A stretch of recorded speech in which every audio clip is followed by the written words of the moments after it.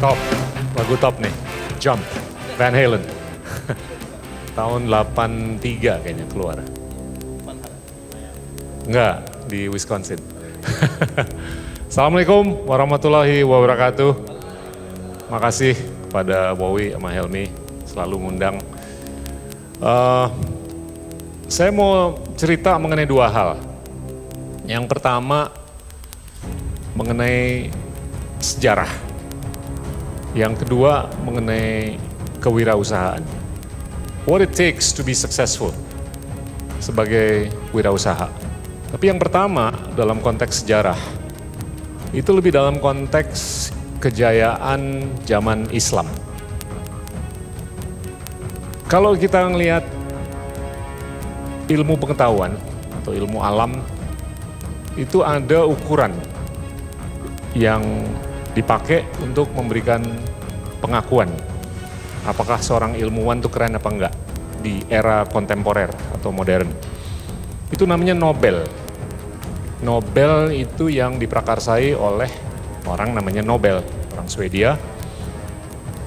Itu dia dulu ahli dinamit, ahli kimia, insinyur, terus kaya banget. Dia menyediakan dana, wadah, untuk memberikan pengakuan pada siapapun di seluruh dunia. Dimulai di tahun 1901, lebih dari 100 tahun yang lalu. Untuk bidang fisika, kimia, matematika, biologi, ekonomi, sastra, dan perdamaian. Nah kalau kita kupas, itu ada yang bidang science, ada yang bidang non-science. Dalam 121 tahun terakhir, dalam sains itu penghargaan yang diberikan itu sudah 631 dalam bidang sains saja. 631. Dan dari 631 itu 66% dimenangkan oleh orang Kristen. 24% dimenangkan oleh orang Yahudi. Mau tebak berapa persen yang dimenangkan oleh orang Islam? 0,5% dari 631 hadiah Nobel. Persisnya 3 orang Muslim dalam 121 tahun. Dan yang pertama kali itu dimenangkan di tahun 79 oleh seorang ilmuwan fisika namanya Abdus Salam, orang Pakistan. Dan itu pun juga dia sharing dengan ahli fisika lainnya namanya Steven Weinberg. Yahudi, Amerika, mantan guru saya dulu. Yang kedua, orang Mesir dalam bidang kimia.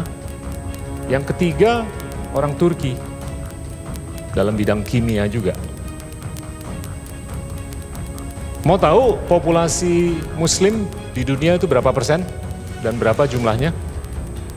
Populasi dunia itu kan 7,8 miliar. Tapi populasi Islam atau Muslim itu 1,8 miliar. Kurang lebih 23%. Kalau kaum Nasrani, Katolik, itu 2,5 miliar dari 7,8 miliar. Kurang lebih 32-33%. Pertanyaan saya, kok orang Islam yang merupakan 23% dari populasi dunia hanya bisa memenangkan 0,5% dari hadiah Nobel dalam bidang sains?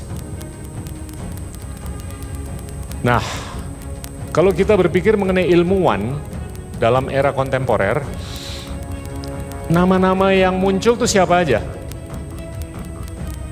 Isaac Newton, ya kan?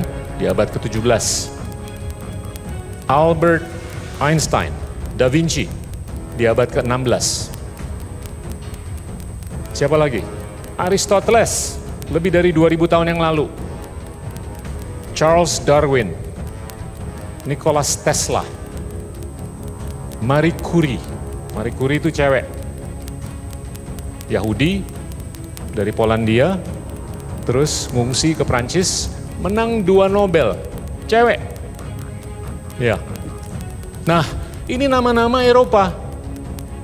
Iya kan? Nggak ada nama Timur Tengah, nama Afrika, nama Asia. Banten.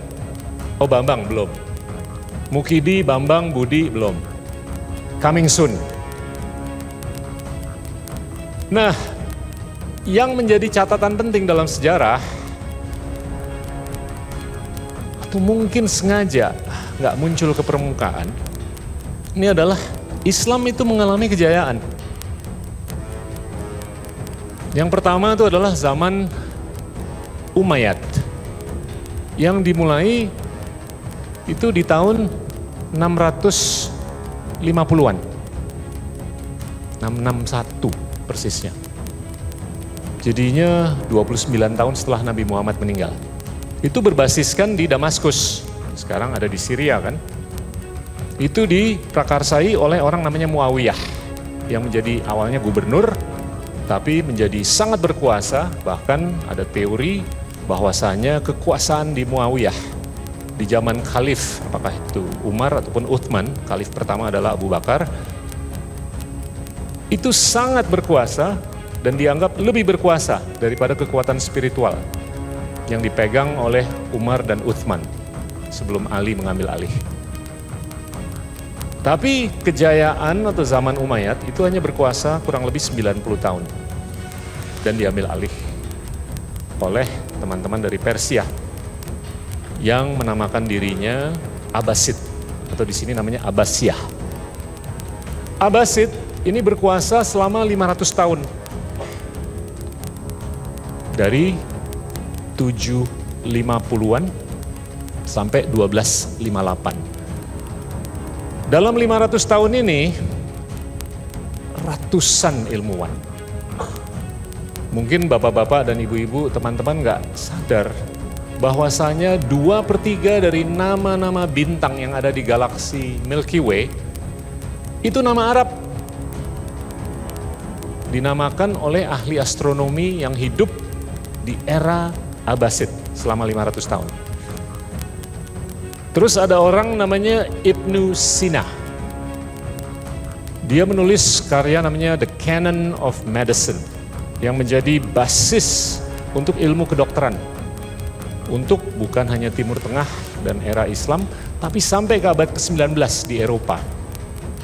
Ada namanya Al-Biruni.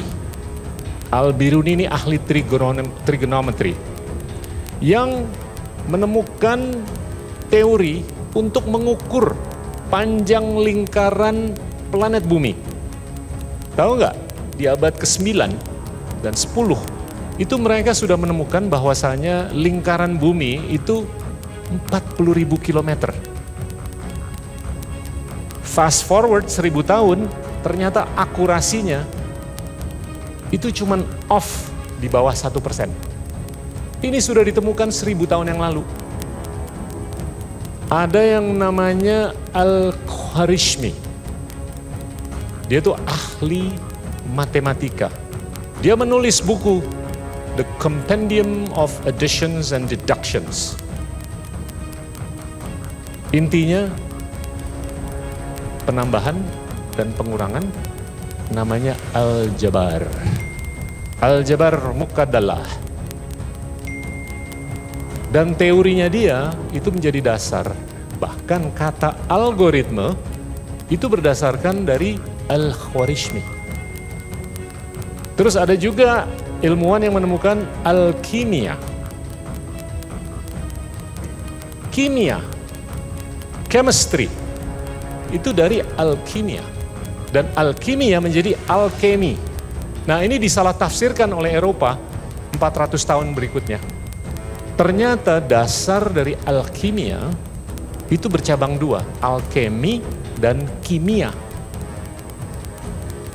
Terus ada juga Al-Tusi, ilmuwan bernama Al-Tusi yang menemukan teori mengenai kemungkinan bahwasanya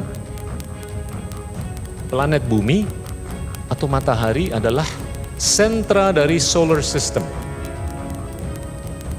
Tahu siapa yang mendeklarasikan bahwasanya matahari itu adalah sentra dari solar system pertama kali?